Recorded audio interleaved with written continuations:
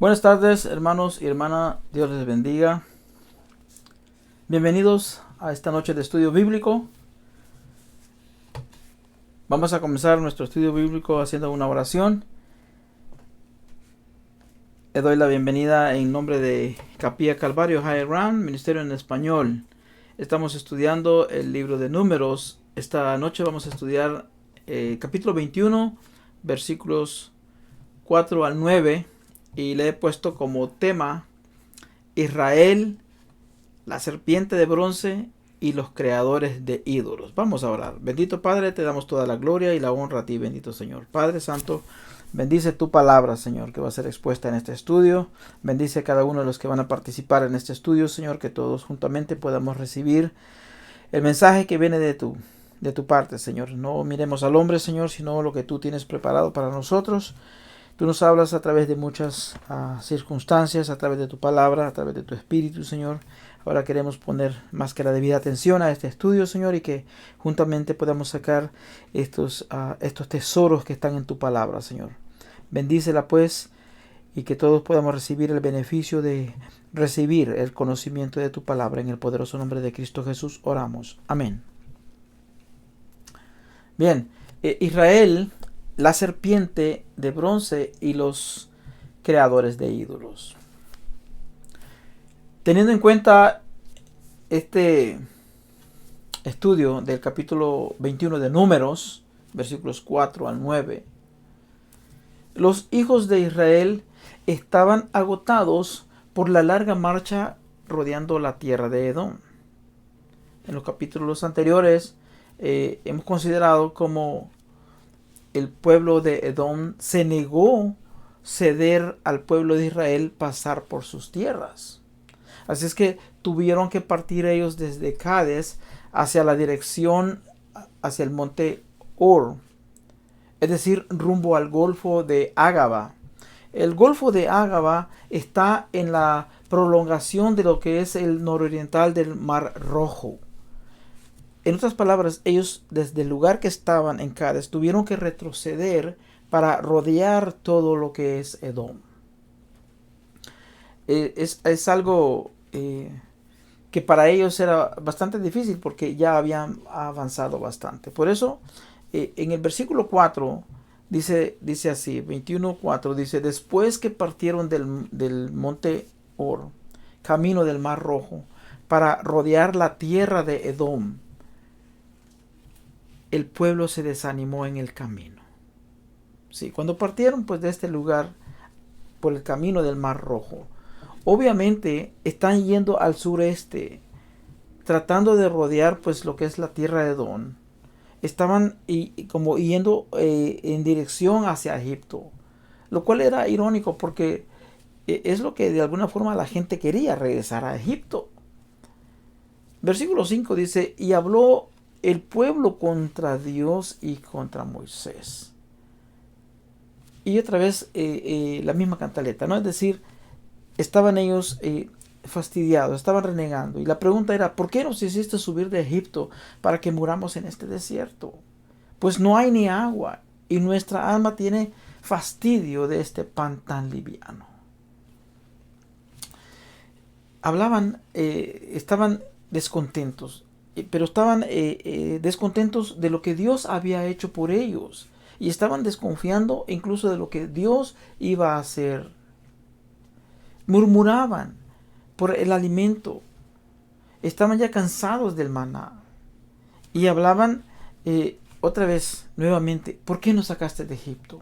Para que muramos en este desierto. Ahora, ¿con qué se le iba a agradar a esta gente? ¿Quién no estaría contento con estar recibiendo comida diaria? El maná que ellos recibían es la provisión amorosa de Dios de este alimento diario que ellos recibían. Venía de parte de Dios. Pero ellos le llamaron pan liviano. Bueno, Reina Valera del 60 lo traduce así. Otra versión lo dice comida miserable. Imagínense, porque ellos estaban ya fastidiados. Este es el mismo espíritu rebelde y quejumbroso que hemos visto a través de todo, desde que salieron de Egipto. Lo encontramos en el libro de Números. El pueblo de Dios estaba atacando a Moisés, pero en realidad estaba también atacando a Dios y su provisión amorosa. Y no solamente su provisión, sino también el plan que Dios tenía para ellos. Porque preferiría mejor ellos regresar a Egipto que seguir hacia la tierra prometida que Dios les había jurado que iba a darles. Ahora, este ataque enojó a Dios, particularmente por la ingratitud del pueblo, no solamente por lo que ya habían hecho anteriormente, por el agua que les dio, pero ellos aún así renegaron. Y estaban renegando aún por el maná, el pan que caía del cielo. Pero vemos que el justo juicio de Dios siempre, es decir, obra, ¿verdad? Y obró sobre ellos para disciplinarlos por murmuradores. Versículo 6 dice que el Señor envió entre el pueblo serpientes ardientes que mordían al pueblo, y murió mucho del pueblo de Israel. Dios utilizó serpientes venenosas para castigar al pueblo por su incredulidad y sus quejas. En el desierto del Sinaí, ahí hay muchas variedades de serpientes. Algunas se esconden bajo la arena y atacan sin previo aviso, es decir, ni siquiera se miran. Cuando pasan por ahí, salen y atacan. Los israelitas y los egipcios le tenían miedo a este tipo de serpientes que estaban en el desierto, porque la mordida de una serpiente venenosa significaba por lo general una muerte lenta y con sufrimiento intenso. Por eso vemos en el versículo 6 que dice, Dios envió serpientes ardientes. Otra versión dice, o abrasadoras. Bueno, este término ardientes o abrasadoras se ha explicado de tres maneras diferentes. Uno, porque piensan que era por el color de la serpiente. Otros, tal vez por el veneno de la picadura. Y hay algunos que piensan que por la fiebre que causaban estas picaduras. Bueno, no sabemos en sí cuál es la verdad. Pero también al hacer una de bronce, a lo mejor en el color de cobre o algo así, ¿no? Color cobrizo, pero se le llamó esta serpiente ardiente. Pero ahora sí, y vemos que el pueblo, al ver la circunstancia que están siendo atacados por estas serpientes, ahora sí buscan a Moisés para que interceda por ellos. Y por eso dice el versículo 7 que Moisés oró por ellos. Entonces sí, el pueblo vino a Moisés y dijo, hemos pecado por haber hablado en contra del Señor, en contra de ti. Ruega pues al Señor y que quite de nosotros estas serpientes. La Biblia nos dice en el versículo 7 que Moisés oró por el pueblo. Pero ellos reconocieron, porque hemos pecado. El pueblo confesó su iniquidad y pidieron ser liberados del juicio que Dios había enviado. Por eso vemos ahora en el versículo 8 la respuesta que da a Dios y también las instrucciones que le da a Moisés. El Señor le habla a Moisés y le dice, hazte una serpiente ardiente y ponla sobre un asta. Y que cualquiera que fuere mordido y mirare a ella, vivirá. Y Moisés hizo una serpiente de bronce y la puso sobre un asta. Y cuando algunas serpientes mordían a alguno, y si éste lo miraba hacia la serpiente de bronce, entonces éste vivía. En otras palabras, Dios hizo una provisión maravillosa para su alivio. No era la serpiente lo que curaba a aquella gente, sino la fe en que Dios podía curarlos. Demostraban esa fe al seguir las instrucciones de Dios. Tremenda lección para el pueblo. Ahora, pasemos a considerar la parte teológica relacionada a este tema. Israel, la serpiente de cobre o la serpiente de bronce y los creadores de ídolos. ¿Qué es esta interpretación teológica? En los escritos deuterocanónicos hay un libro que se llama Sabiduría. A lo mejor su Biblia que usted tiene no lo tiene porque solo tiene 66 libros, pero Estoy citando también un libro deuterocanónico. En este libro que se llama Sabiduría, capítulo 16, versículos 5 al 7, dice que cuando estos animales venenosos atacaron al pueblo con furor y terribles, serpientes tortuosas, dice ahí, sembraban la muerte con su mordedura. Pero luego dice ahí, tu ira no duró hasta el final. Los asustaste un poco para que escarmentaran, pero les diste una señal de salvación, para que recordaran los mandatos de tu ley. Y luego dice, quien se volvía a ella, es decir, a ver la señal, se salvaba. Y luego dice este texto ahí, no por virtud de la señal misma, es decir, no por el objeto que veían, sino por la gracia salvadora de Dios. Aunque no es un libro canónico, pero cuenta el relato de lo que los judíos creían, cómo ellos aceptaban aquello. Y nosotros lo podemos comprender, porque esto relata pues el pensar y la fe del pueblo judío. Pues la orden de elaborar esta serpiente sugiere la confianza de Dios que depositó en Moisés, para que Moisés pudiera conjurar la tentación idolátrica del pueblo. Porque no era la serpiente quien curaba, sino Dios. Por eso es importante la teología. Permítame que.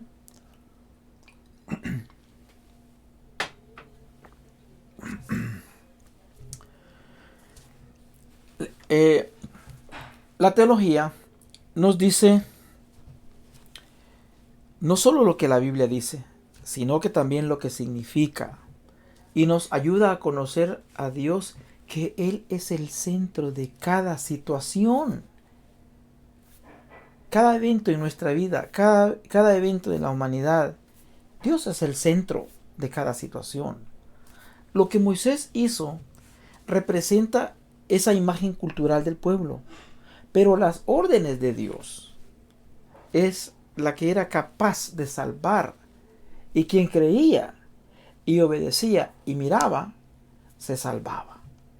Debían de dejar de pensar en ellos mismos, ya no más su ego, no más su yo, ya no más su condición de descontento, que era lo que los hacía renegar de Dios.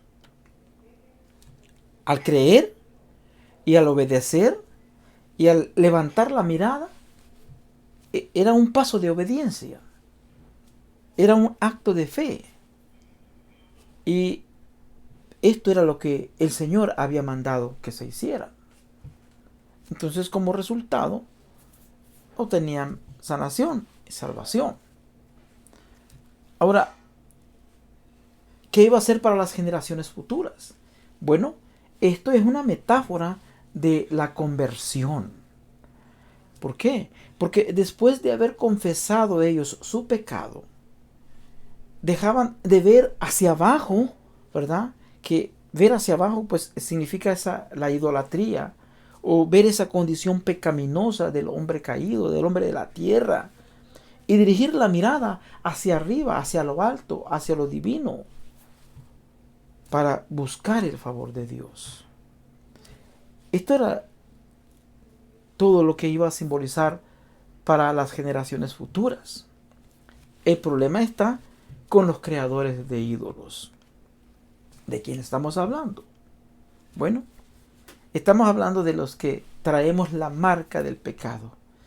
Desde nuestro nacimiento, desde entonces, cada uno de nosotros nacemos con el mismo deseo de tener la libertad de ser el Dios de nuestra vida y vivir así como queremos o como nos plazca, pero menos como Dios quiere.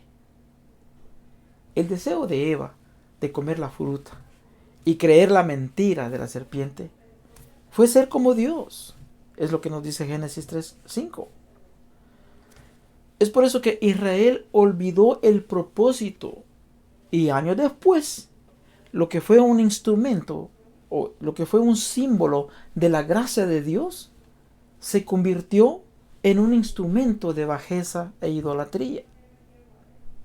¿Por qué? Bueno, sí, porque después que Israel entra en la tierra prometida, llegó a ser gobernada teocráticamente por los jueces. Posteriormente cambió de teocracia a gobierno monárquico. Y para el tiempo del 13º rey de Judá, el rey Ezequías, este rey combatió la idolatría, porque para ese entonces el pueblo había caído en idolatría. El pueblo estaba hundido en la idolatría, pero el rey Ezequías limpió. Él lo que hizo fue destruir los lugares altos de adoración y todos aquellos instrumentos idolátricos que tenían. Y allí encontraron también, incluyendo esta serpiente de bronce, la cual Moisés había hecho y la había puesto en esta asta. Ellos allí la tenían venerándola y quemaban incienso, haciendo actos de idolatría. Por eso nosotros encontramos en el segundo libro de los Reyes, capítulo 18, versículo 4. Ahí dice que él quitó los lugares altos y quebró las imágenes, y cortó los símbolos de acera, e hizo pedazos la serpiente de bronce que había hecho Moisés. Porque hasta entonces le quemaban incienso los hijos de Israel. Habían obrado totalmente contrario a lo que se suponía que debería de haber sido.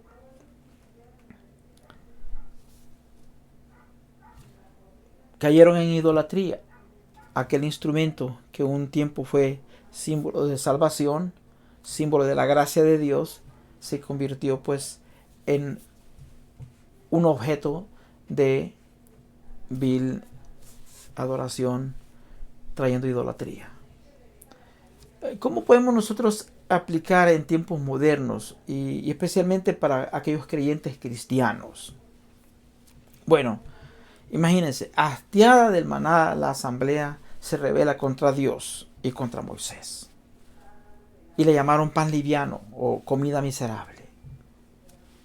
Jesús, el pan de vida, usó ese título y se lo aplicó a sí mismo. Nosotros leemos en el Evangelio de Juan, en el capítulo 6, versículos 48 al 68. No voy a leer todas las porciones, pero voy a mencionar algunos. Pero Jesús aplica ese título para sí mismo. Dice, yo soy el pan de vida. Vuestros padres comieron el maná en el desierto. Y luego dice, y murieron. Este es el pan que desciende del cielo, aquí ya refiriéndose a él, para que el que de él coma no muera. Yo soy el pan vivo que descendió del cielo. Si alguno comiere de este pan, vivirá para siempre. Y el pan que yo daré es mi carne, la cual yo daré por la vida del mundo. El que come mi carne y bebe mi sangre, en mí permanece y yo en él. Como me envió el Padre viviente y yo vivo en el Padre, asimismo el que come, él también vivirá para mí. Este es el pan que descendió del cielo. No como vuestros padres comieron el maná y murieron. El que come de este pan vivirá eternamente. Sus discípulos se quedaron asombrados y dijeron, dura es esta palabra, ¿quién la puede oír? Es el versículo 60. Y del versículo 66 al 68 dicen que desde entonces muchos de sus discípulos volvieron atrás y ya no andaban con él. Dijo entonces Jesús a los 12, ¿queréis acaso iros también vosotros? Y dice que Pedro le respondió, Señor, ¿a quién iremos? Tú tienes palabras de vida eterna. Sí, dura es esta palabra. ¿Quién la puede oír? Esa fue la pregunta que dijeron ellos. ¿Sabe quién la puede oír? ¿Sabe quién? Bueno, los que están dispuestos a pensar fuera de la caja. ¿Qué quiere decir esto? ¿Qué quiere decir pensar fuera de la caja? Bueno, esto es una metáfora que significa pensar diferente, de una manera no convencional, sino desde una perspectiva totalmente diferente. En este caso estamos hablando de la perspectiva espiritual. como la que les estaba hablando Jesús. Jesús les hablaba en sentido figurado, no literal. Por eso es que se horrorizaron los judíos. Uno de los textos claves es el versículo 51, porque él dice: yo soy el pan que descendió del cielo. Si alguno comiere de este pan, vivirá para siempre. Y el pan que yo daré, ahí les dice, y el pan que yo daré es mi carne, la cual yo daré por la vida del mundo. Está hablando aquí de es una referencia a su muerte sacrificial en la cruz. Igual como come y beber, ¿verdad? Comer, así como nosotros comemos, la comida que comemos para nuestro cuerpo, ¿verdad? Para tener vida física. Y lo que Jesús le está diciendo, pues así es necesario, apropiado o apropiarse de Cristo para tener vida eterna. Está hablando en un sentido figurado. Pero ¿qué hacen los fabricantes de ídolos? Bueno, unos se enojaron porque lo tomaron literalmente, y otros se fueron a los extremos y sí lo consideran literalmente. ¿Ha oído hablar usted de lo que es la Eucaristía de la transubstanciación? ¿Qué es esto? La transubstanciación es una palabra un poquito larga. Bueno, transubstanciación dicen algunos, o transubstanciación. Según las enseñanzas de la Iglesia Católica Romana, la conversión de toda la sustancia del pan en la sustancia del cuerpo de Cristo, y toda la sustancia del vino en la sustancia de su sangre. Eso es lo que significa. En otras palabras, que literalmente, por medio de una oración o consagración, aquel pan o aquel vino se convierte en la carne y se convierte en la sangre, y están comiendo tanto la carne y bebiendo la sangre de Cristo. Pero sabemos que esto fue algo simbólico, no algo físico. La otra parte referente a la serpiente que levantó Moisés. Si tiene preguntas con respecto a la transubstanciación, puede hacérmelas en los comentarios, ¿verdad? Estoy dispuesto a contestar hasta donde el Señor me ha dado conocimiento. Bien, la otra parte es referente a la serpiente que levantó Moisés. En el Evangelio de Juan, en el capítulo 3, versículos 1 al 15, Jesús está hablando ahí con Nicodemo. Es un maestro de Israel. Esta persona, él no podía pensar fuera de la caja, porque todo lo miraba literal. A Jesús le da el plan de salvación para entrar en el reino de Dios. Y le concluye su conversación con los versículos 14 y 15. Usted puede leer todo el relato para que usted pueda ver cómo este individuo estaba pensando, ¿verdad? Juan 3, del 1 al 15. Pero los versículos 14 y 15 dice, y Jesús le dice a él: y como Moisés levantó la serpiente en el desierto, así es necesario que el Hijo del Hombre sea levantado, para que todo aquel que en él cree no se pierda, mas tenga vida eterna. Aquí está hablando ya de creer. Y por eso le dice: así como Moisés levantó la serpiente. Esto es una referencia al relato del que estamos hablando hoy, de Números 21, 4 al 9. La verdad central es que la humanidad debe de confiar y obedecer la palabra de Dios, aun cuando no la entendamos totalmente. Nuestro deber es ser obedientes, porque a su debido tiempo el Señor va a revelar. Aquellos individuos que se fueron perdieron la oportunidad de que recibieran después ellos la revelación y la contestación y la explicación de lo que Jesús estaba hablando cuando les habló figurativamente. Se ofendieron y se fueron. Jesús le está hablando a este individuo y le dice, para que todo aquel que en él cree no se pierda, mas tenga vida eterna. Así es que Dios proveyó una manera de cómo los israelitas se salvaran de aquellas mordeduras en aquel tiempo cuando pasaron con lo de las serpientes. Y sencillamente se iban a salvar todos aquellos que creyeron y miraron, aquellos que obedecieron. Esa fe evidenciada por la obediencia a su palabra.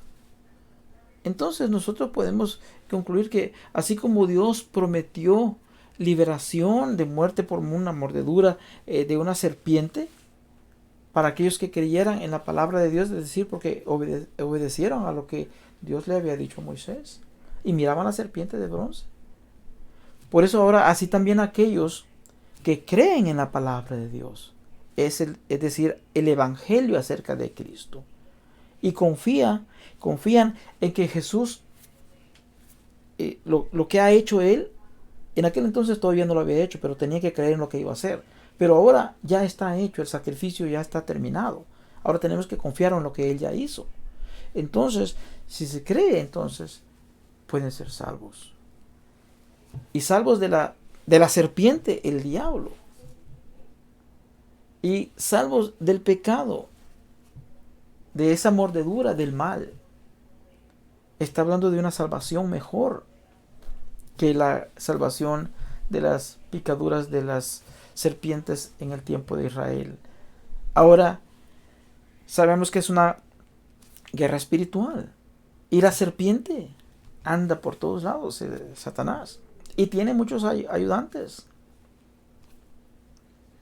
Pero la palabra dice, para todo aquel que en Él cree, todo aquel que cree en Jesús, no se pierda, mas tenga vida eterna. El amor de Dios es una invitación a la humanidad entera. El mundo ya está condenado. Si no aceptas, te quedas igual, te quedas condenado. Pero si crees, entonces hay salvación. Creer es tener confianza constante. Y creer en Él no solamente se refiere a lo que Él hizo, sino que también creer en que sí puedes tener una relación con Él. Pero, ¿qué es lo que hacen los creadores de ídolos? Y ese es el peligro. ¿Qué hacen los creadores de ídolos? Bueno, primeramente veamos pues qué es un ídolo, ¿verdad? Porque pues tenemos el concepto de ídolo de lo que mirábamos en el pasado, imágenes que se hacían, pero un ídolo es cualquier cosa que tiene más importancia en nuestra vida que Dios. Es lo que ocupa el lugar de Dios en tu mente, en tus afecciones, en tu corazón, en tus intenciones. Y como Dios no está en su debido lugar, como desde Génesis, ¿no? Génesis 3, sino que nosotros mismos nos ocupamos ese lugar, nuestro corazón se convierte en una fábrica de ídolos. Por eso es que tienes que examinar qué es lo que hay en tu corazón. Porque los ídolos nos apartan de Dios y nos esclavizan. Romanos 6, versículo 16 dice, ¿no sabéis que si os sometéis a alguien como esclavo para obedecerle, sois esclavos de aquel a quien obedecéis? Sea del pecado para muerte, o sea de la obediencia para justicia. Tiene dos opciones. Si tú obedeces a la ley de la carne, ¿qué va a ser la primera influencia que va a haber? Sigues viviendo para la carne. Dice que se sigue sometiendo, sigue obedeciendo a esos deseos de la carne. Pero si quieres tener vida en abundancia, hay que destruir esos ídolos que tal vez nos hemos formado. La gente desprecia y se fastidia cuando se habla acerca de ofrecer la vida a Dios. ¿Por qué? Porque este mundo habla de algo diferente. Este mundo habla de lograr lo mejor de este mundo, de tener todo el éxito de este mundo, de ser tú el número uno en todo. Pero nadie habla de ser el número dos. Primeramente Dios y luego tú. Solo hablan de ser be the number one, ser el número uno. Pero haciendo las cosas que el mundo quiere, haciendo todo lo que el mundo impulsa, o todo lo que tu carne, todo lo que tus sentidos impulsan, estás cayendo en ese mundo engañoso, esas mentiras de la serpiente. Y vamos a caer igual que Israel, a quejarnos de las condiciones. Y no podemos ver el propósito de Dios en nuestra vida. Por eso tenemos que confiar en lo que Dios ya ha hecho. Él tiene un plan para ti, Él tiene un plan para cada uno de nosotros. Y tenemos que poner nuestra vida en sus manos, porque Él está en control. Pero lo que sucede es que muchas veces nuestros ídolos, como el orgullo, el dinero, la popularidad, esa imagen corporal, pasatiempos y cosas por el estilo, toman lugar. Algunas de esas cosas no son malas en sí, porque necesitamos dinero para vivir, claro. Necesitamos también arreglar nuestro cuerpo, ¿verdad? Mantenerlo sano, mantenerlo saludable. Pero tenemos que tener en cuenta que Dios es el dador de dones y da buenos dones. Y podemos deleitarnos con las cosas que Él nos da. Hay pasatiempos también que podemos deleitarnos. No hay nada malo en ello. Pero sin embargo, cuando nosotros comenzamos a valorar algo más por encima de Dios, entonces, ¿qué es lo que sucede? Ahí es donde nosotros estamos entonces poniendo esas cosas en primer lugar. Y estamos cayendo en esa idolatría. Porque la estamos poniendo en el lugar de Dios. Hemos comenzado entonces a convertir esas cosas que de alguna forma son necesarias, sí, pero las hemos convertido ya en ídolos que se interponen en contra. Solo Dios es suficiente para todas nuestras necesidades. Las otras cosas son regalo de Dios, no son dioses para idolatrarlos, no. Acuérdense que para todos los que creen las cosas obran para bien. Lo oscuro de la idolatría es que a lo malo se le llama bueno. Y este mundo está lleno de eso. Así es que hay que abrir bien los ojos espirituales y vea la confusión que hay en este mundo, en todos los aspectos. Y no hay que despreciar la provisión salvadora de Dios. Hay que venir a Cristo. Para concluir, Cristo es el camino. Cristo es la verdad. Cristo es la vida. Y Él dijo, nadie llega al Padre sino por Él. Si no tienes una relación con Cristo, comienza hoy. Comienza desde hoy. Si ya eres creyente y estás tambaleando, pide perdón a Dios y levántate. Sí, hazlo. Dios es bueno y Él es fiel. Y sus planes para nosotros son buenos. Jeremías 29:11 dice, ¿verdad? Tengo planes para ti y son buenos. Tenemos que aprender a confiar en lo que Él ha hecho, en lo que Él hará, en lo que Él sigue haciendo. Y aprender a pensar, ¿verdad?, fuera de la caja. Es decir, no lo veamos todo literal. Tengamos en cuenta las cosas espirituales. A su debido tiempo, si hay algunas cosas que no entendemos, a su debido tiempo el Señor nos las revelará. Hay cosas que están ocultas que únicamente corresponden a Dios, pero hay cosas que han sido reveladas para los hijos de los hombres. Por eso tenemos que aprender a tener esa confianza, estar en la comunión con el pueblo de Dios, estar en la comunión de recibir estos estudios bíblicos, compartir de la palabra, hablar de la palabra. Compártelos, comenta, piensa más allá, lee de la palabra. Acuérdate que Dios es fiel y bueno y tiene planes buenos para ti. Confía en lo que Él ya hizo, confía en lo que Él está haciendo y confía en lo que hará en el futuro. Que Dios te bendiga. Pasa buenas noches, que el Señor te bendiga.